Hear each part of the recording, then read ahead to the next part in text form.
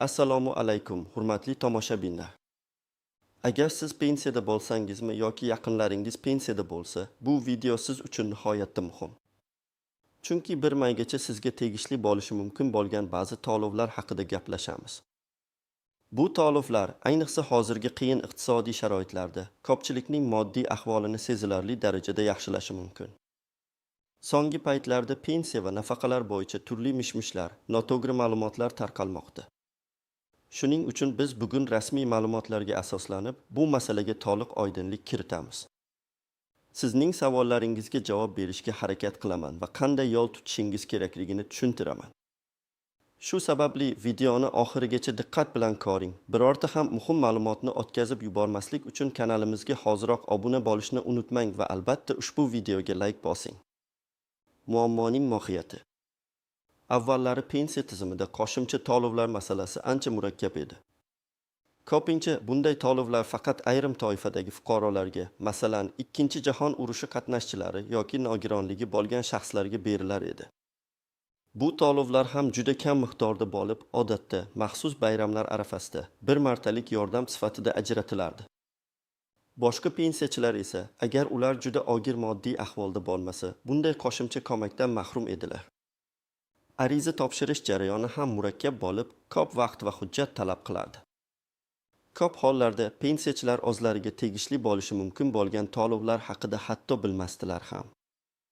Axborot yetishmasligi va tizimning shaffof emasligi sababli ba'zida qiyinchiliklar yuzaga kelardi. Misol uchun, qishloq joylarda yashovchi, shaharga kelish imkoniyati cheklangan keksa avlod vakillari uchun bu jarayon haqiqiy sinovga aylanishi mumkin edi. Ba'zan yordam olish uchun bir necha idoraga borish, uzun navbatlarda turishga to'g'ri kelardi. Hozirda esa vaziyat tubdan o'zgardi. Prezidentimiz tomonidan qabul qilingan qator farmon va qarorlar, shuningdek, hukumatning ijtimoiy himoya siyosatiga alohida e'tibor qaratilishi tufayli pensiyachilarni qo'llab-quvvatlash mexanizmlari sezilarli darajada takomillashtirildi. Xususan, pensiya va nafaqa miqdorlarini muntazam oshirib borishdan tashqari, aholining ijtimoiy zaif qatlamlarini, jumladan pensiyachilarni qo'llab-quvvatlashga qaratilgan bir martalik moddiy yordamlar ham ko'paydi.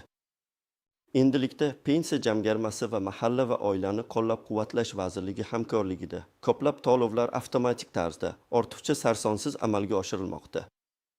Bu ayniqsa har qanday bayramlar arafasida yoki iqtisodiy zarurat tugilganda kuzatilmoqda. Biz bugun gaplashadigan bir maygacha amalga oshirilishi kutilayotgan to'lovlar ham aynan mana shu yangi, soddalashtirilgan tizimning bir qismidir. Maqsad pensiyachilarimizning har biriga e'tibor qaratish va ularga tegishli bo'lgan har qanday ko'makni o'z vaqtida, shaffof tarzda yetkazishdir. Endi hamma narsa ancha aniqroq, tizimliroq va eng muhimi, pensiyachilar uchun qulayroq bo'ldi. Batafsil tahlil, nimalarni bilishingiz kerak? Kim tashvishlanishi kerak va kimga kerak emas? Keling, endi eng muhim qismga o'tamiz. Bir maygacha pensiyachilarga qanday summalar berilishi kutilayapti? Kimlar ushbu to'lovga haqli va kimlar xavotirlanishi shart emas? Rasmiy ma'lumotlarga ko'ra, hukumatimiz qaroriga binoan bir qator ijtimoiy himoyaga muhtoj fuqarolarga, jumladan pensiyachilarning ma'lum toifalariga bir martalik moddiy yordam ko'rsatish belgilangan. Bu to'lovlar asosan bayramlar arafasida aholining xarid qobiliyatini qo'llab-quvvatlash maqsadida amalga oshiriladi. Birinchidan, kimlar ushbu to'lovga haqli? Bu to'lov eng avvalo Ikkinchi jahon urushi qatnashchilari va nogironlariga, shuningdek, ularga tenglashtirilgan shaxslarga tegishlidir. Ammo bu yilgi qarorga muvofiq, kam ta'minlangan deb topilgan yolg'iz yashovchi pensiyachilarga va nogironligi bo'lgan pensiyachilarga ham alohida e'tibor qaratilgan. Ba'zi hollarda pensioner oilasida boquvchisidan mahrum bo'lgan shaxslar mavjud bo'lsa yoki oilaning ijtimoiy ahvoli og'ir bo'lsa, ularga ham ushbu yordam berilishi mumkin. Bu juda muhim nuans, chunki avvallari kam ta'minlanganlik kriteriyasi har doim ham hisobga olinmasdi. Ikkinchidan, bu qanday summa? Odatda bunday bir martalik to'lovlar har yili o'zgarishi mumkin. Bu yilgi ajratilgan mablag'lar pensiyachining turiga va ijtimoiy ahvoliga bog'liq ravishda farq qilishi mumkin. Masalan, Ikkinchi jahon urushi qatnashchilari va nogironlari uchun ancha yuqori miqdordagi to'lovlar belgilangan bo'lsa, kam ta'minlangan yolg'iz pensiyachilar uchun biroz kamroq, ammo baribir sezilarli miqdorda pul ajratiladi. Raqamlarga keladigan bo'lsak, odatda bu to'lovlar 300 ming so'mdan 2 million so'mgacha bo'lgan diapazonda bo'ladi. Aniqlik kiritaman, bu pullar har bir pensiyaga qo'shiladigan o'suvchi foiz emas, balki bir martalik, ma'lum bir maqsadga qaratilgan to'lovdir. Keling, bir nechta real hayotiy misollarni ko'rib chiqamiz. Birinchi misol, Oysha buvi. Tasavvur qiling, Toshkent shahrida yashovchi 75 yoshli Oysha buvi umrbod halol mehnat qilib, farzandlarni voyaga yetkazgan. Uning pensiyasi har oyda 1 million 200 ming so'mni tashkil etadi. Oysha buvi yolg'iz yashaydi va uning boshqa daromadi yo'q. Uning oylik pensiyasi darajasi va yolg'iz yashayotganligi sababli u kam ta'minlangan pensiyachilar toifasiga kiradi.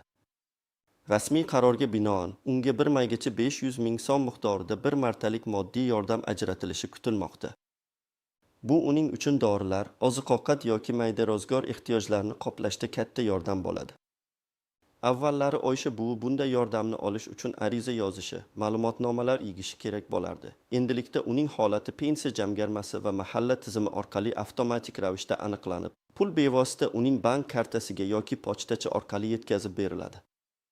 Ikkinchi misol, Alisher bobo.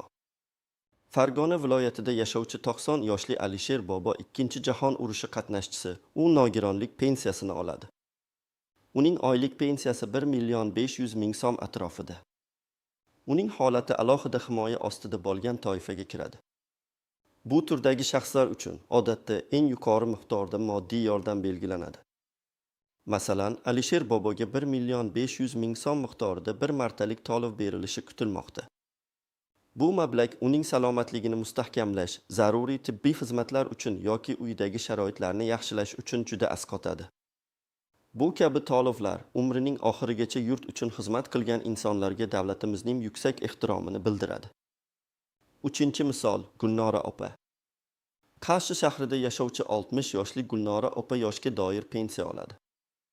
U nafaqaga chiqqanidan so'ng kichik biznes bilan shug'ullanib, qo'shimcha daromad topadi. Uning oilaviy ahvoli nisbatan yaxshi, chunki uning ogillari ham ishlab oilaga yordam beradi. Bunday holatda Gulnora opa yuqorida aytib o'tilgan toifaga kirmaydi. Ya'ni u kam ta'minlangan yoki yolg'iz yashovchi pensiyachi emas, shuningdek, urush qatnashchisi ham emas. Shuning uchun unga ushbu bir martalik moddiy yordam ajratilmaydi. Gulnora opa kabi pensiyachilar, garchi ular ham davlat e'tiborida bo'lsalarda, aynan shu maqsadli to'lovlar uchun mo'ljallangan toifaga kirmaydilar. Bu shuni anglatadiki, har bir pensiyachi avtomatik tarzda bu to'lovni oladi degani emas. Maqsadli yordam eng muhtojlarga qaratilgan. Shuning uchun kim tashvishlanishi kerak?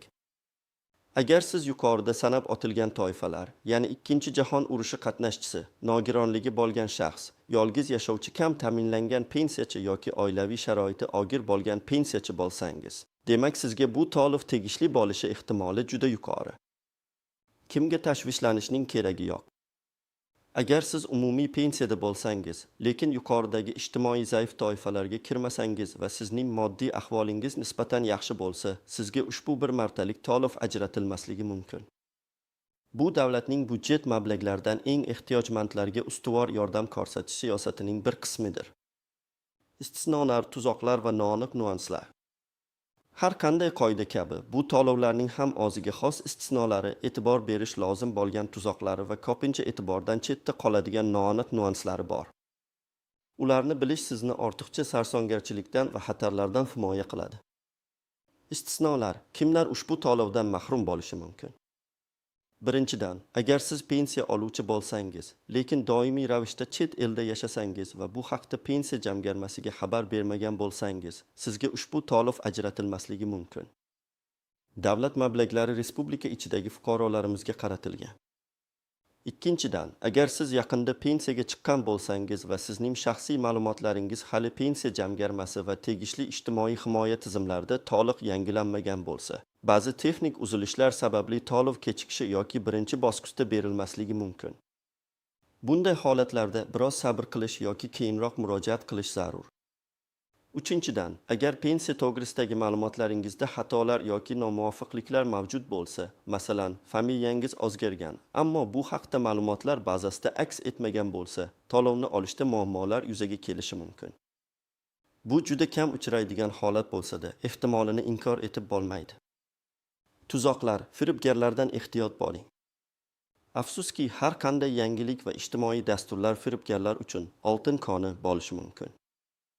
Sizga telefon orqali, Sims orqali yoki ijtimoiy tarmoqlar orqali murojaat qilib, biz pensiya jamg'armasidanmiz, sizga qo'shimcha pul to'laymiz, faqat karta raqamingizni, TU kodingizni, bank kartaning orqa tarafidagi 3 xonali kod ayting yoki ushbu havolaga otib ma'lumotlaringizni kiriting deyishlari mumkin. Ismark. Hech qachon o'zingizning shaxsiy ma'lumotlaringizni, ayniqsa bank karta raqamingizni, PIN kodingizni yoki uning orqa tarafidagi 3 xonali chiv kodini hech kimga aytmang.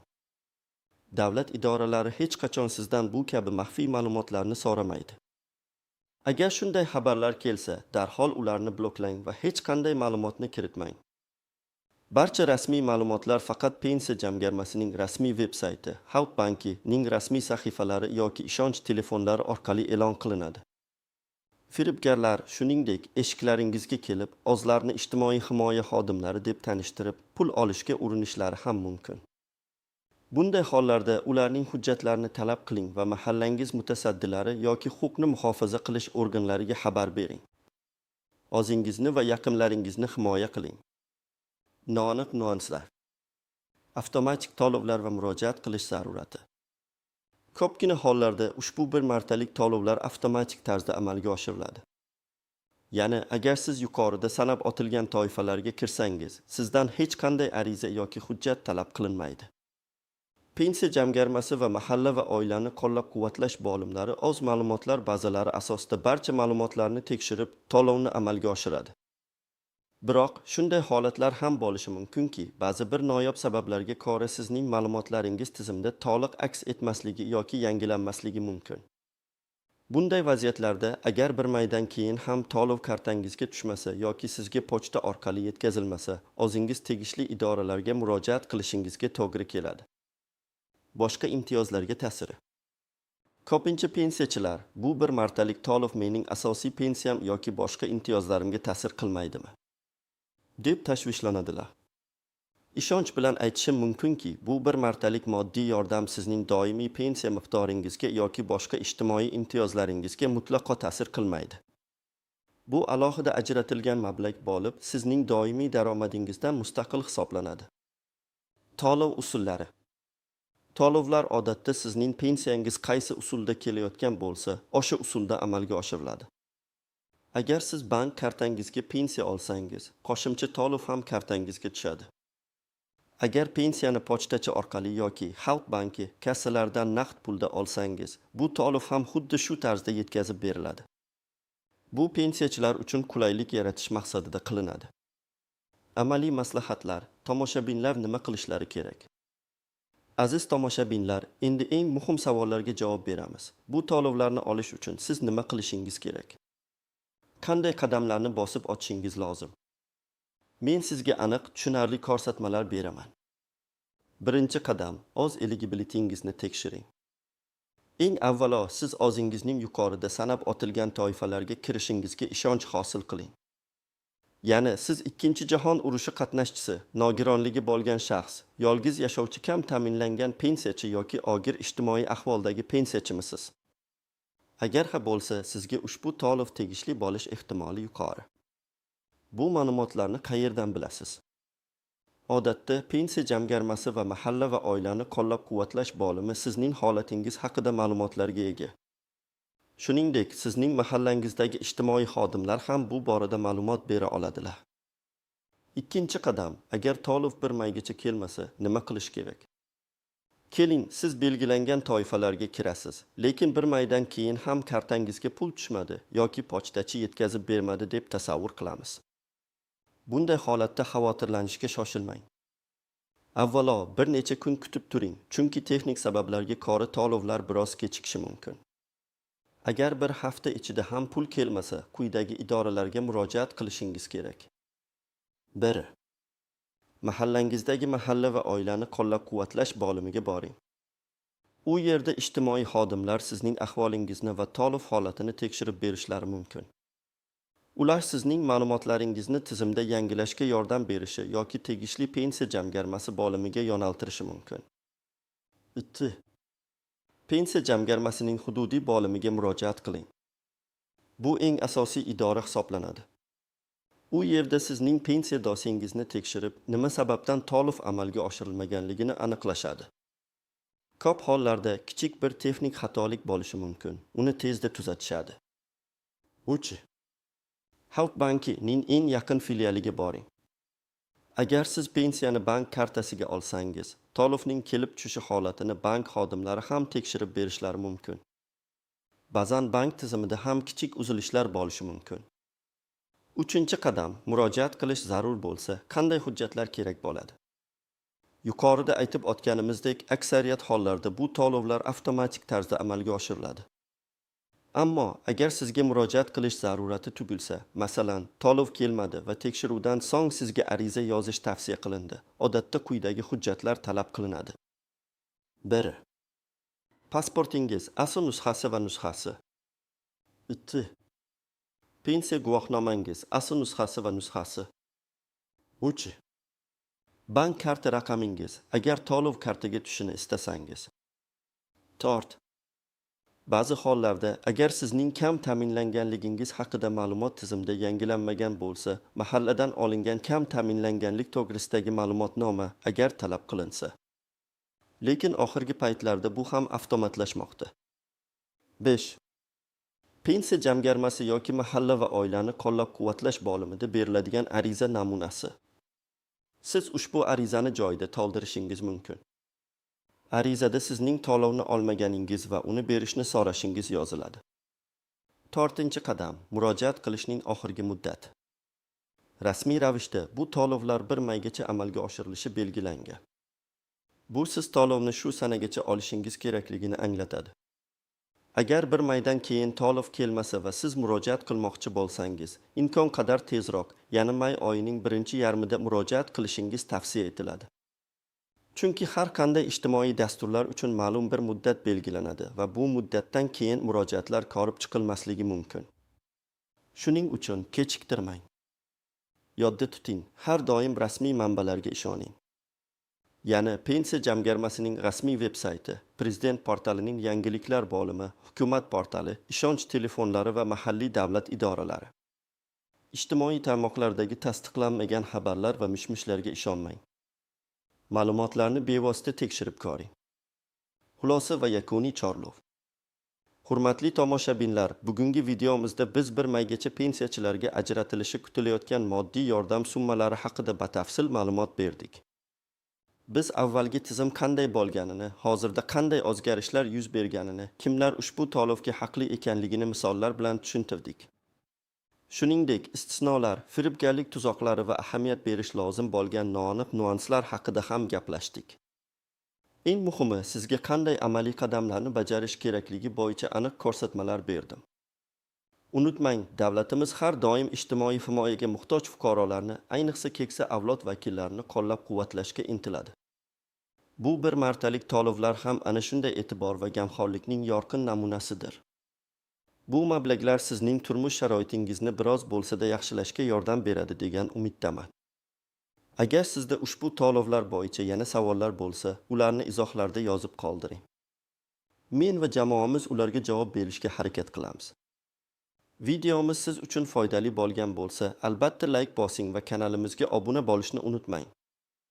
Bu biz uchun katta motivatsiya. O'zingiz va yaqinlaringizga g'amxo'rlik qiling. Keyingi videolarda ko'rishguncha